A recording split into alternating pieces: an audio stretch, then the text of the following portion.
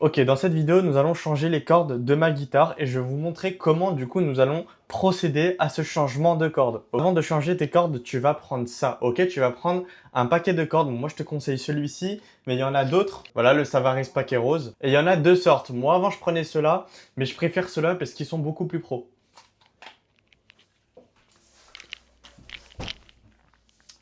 Donc, ce sera un petit jeu de cordes, ok? Là, il n'est pas encore ouvert, donc c'est pour ça. Je vais l'ouvrir. Voilà. Là, il est ouvert et donc le voilà. Donc là, on va se retrouver avec un jeu de cordes, mais pour l'instant, on va pas le toucher, ok? On va le laisser sur le côté. D'abord, t'expliquer comment tu vas faire pour enlever les cordes de la guitare, ok? Déjà, il y aura plusieurs choses. Tu peux te munir d'une pince comme ça, ok? Cette pince, elle a plusieurs utilités. Déjà, ici, tu vois, la pince là, c'est pour couper les cordes. En l'occurrence, moi, je ne vais pas le faire puisque les cordes qui sont ici, je les mettrai de côté pour les réutiliser au cas où une corde pète, ok? Toujours ça, c'est bien. Mais par exemple, si une corde pète et que tu as envie de changer ton jeu, là, tu peux péter les autres cordes, c'est qu'elles sont trop anciennes. Ok, moi, là, elles sont juste rouillées et ça peut servir au cas où. Donc, je vais pas péter les cordes, mais il y a d'autres utilités. Ça, c'est pour dévisser au niveau d'ici, là, ok? Au niveau d'ici, tu pourras dévisser tout simplement cette pince comme ça et mettre ça ici et après dévisser tout simplement, ok?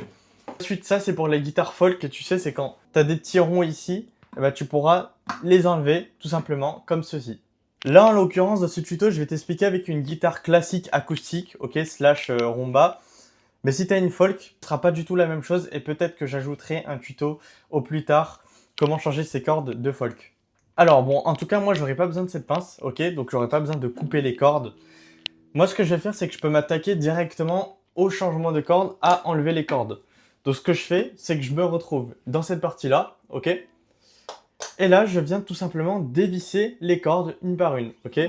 Faire bien attention que la corde ne se tend pas, ok? Et se détend. Parce que si elle se tend de plus en plus, c'est que tu tournes du mauvais sens. Donc, il faut la détendre et tourner du bon sens, ok? Ok, elle est vraiment détendue. Elle est presque enlevée. Ce que je vais essayer de faire, c'est que je vais essayer de défaire le nœud qui est ici, ok? Donc, je vais trouver le nœud à défaire. Tac, et je vais l'enlever d'abord ici, ok? Et non dans cette partie-là. Cette partie-là, tu l'enlèves après, ok? Là, tu vas essayer de l'enlever ici. Si c'est pas encore desserré, bah, tu continues à desserrer, ok? Mais si tu vois que ça tourne dans le vide, et ben c'est là que tu dois enlever. Si vraiment tu galères à enlever, bah alors comme je t'ai dit, tu utilises cette pince pour couper vraiment le bout de cette corde, ok? Bon, moi je vais y arriver, normalement. Et voilà. Donc là, c'est enlevé, ok? Il n'y a plus rien, c'est enlevé. Donc maintenant, on va s'occuper plutôt de cette partie-là, ok? Maintenant que la corde est enlevée. Donc, ce que je dois faire, c'est tout simplement défaire le nœud qui est ici. Parce qu'en fait, dans les acoustiques et les classiques, slash flamenco, on retrouve que des nœuds. Donc là, il faut défaire le nœud.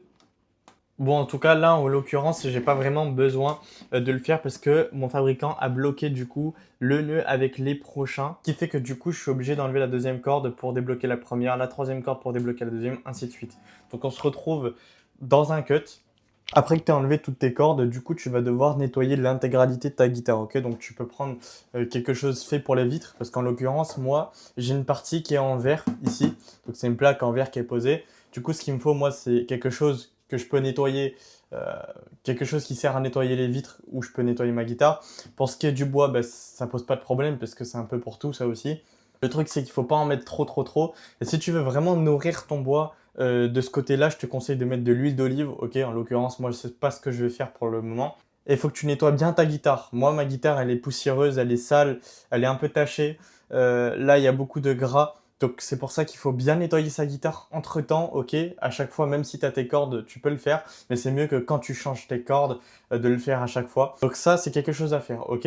Donc ce que je vais faire, c'est que je vais commencer à en mettre un coup là, un coup bien évidemment sur la vitre, là, ok? Pour l'instant là, et ensuite sur le manche. Donc tu en mets 3 coups sur le manche. Ensuite, bah, la tête de la guitare, mais ça on fera après, ok? Donc, tac.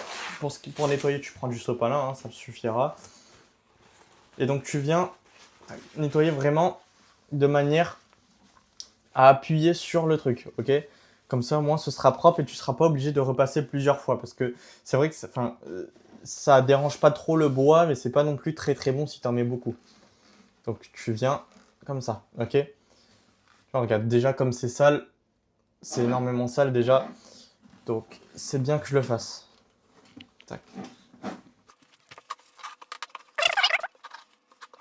Et tu vois déjà, en ayant passé un coup sur le dessus de la guitare, ça donne déjà ça de saleté, ok? N'en parlons pas du manche et sur le côté derrière la guitare. Pour ce qui est dedans la guitare, il y en a beaucoup qui vont me demander. Alors, c'est pas grave si tu nettoies pas à l'intérieur de la guitare. Tu peux prendre, tu sais, un espèce de pouf là, de chouchou que tu passes dedans pour la poussière. Je sais pas comment ça s'appelle.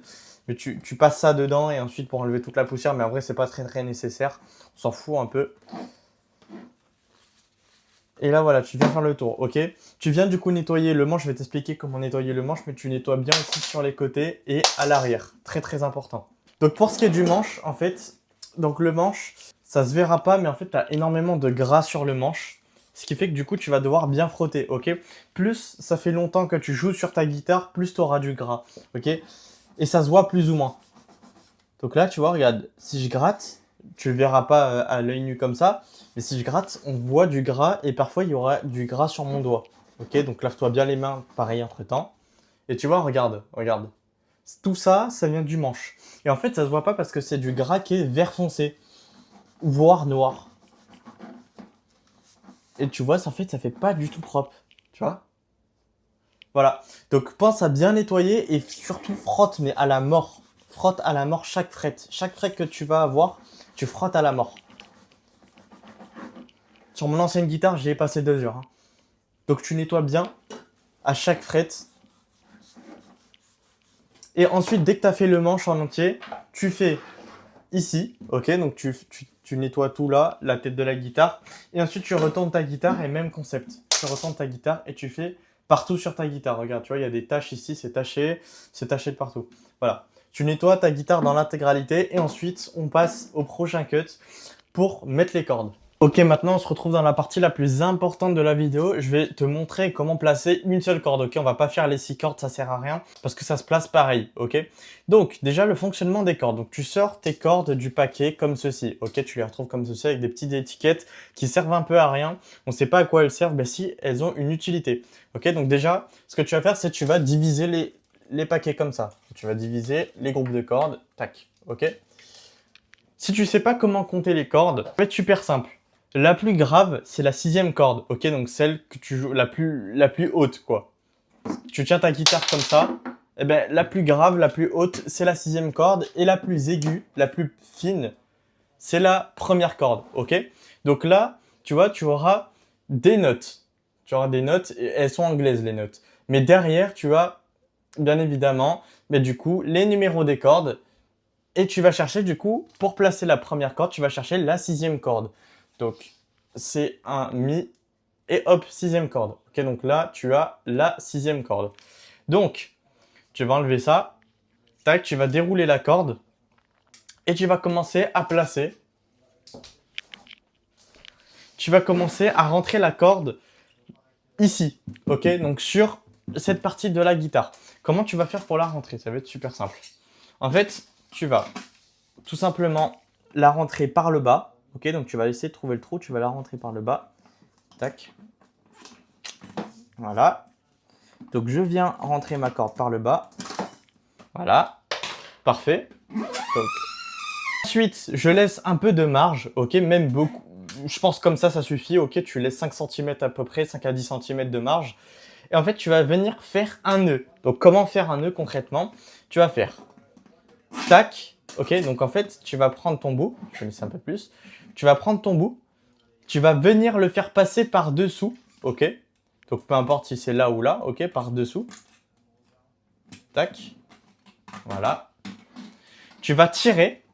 Ok. Donc, tu vois la corde qui passe par-dessus. Tu vas venir la tirer vers toi. De façon à ce que ça laisse un petit espace. Ok. Je vais te le montrer à la main. Là, tu as la corde. Et tu vas venir tirer vers toi pour laisser un petit espace en dessous. Ok. Ensuite, faire passer du coup le reste de la corde. Ok. Bien le resserrer et le serrer comme un nœud habituel. Sauf qu'en fait, ce que tu dois faire, ce qui est très important, c'est que quand tu vas le resserrer, tu vas faire en sorte qu'elle se finit sur le côté. Ok. Assez compliqué à savoir comme ça. Mais regarde, je vais te montrer. Je vais essayer pareil. Regarde, en fait, tu viens tirer vers là.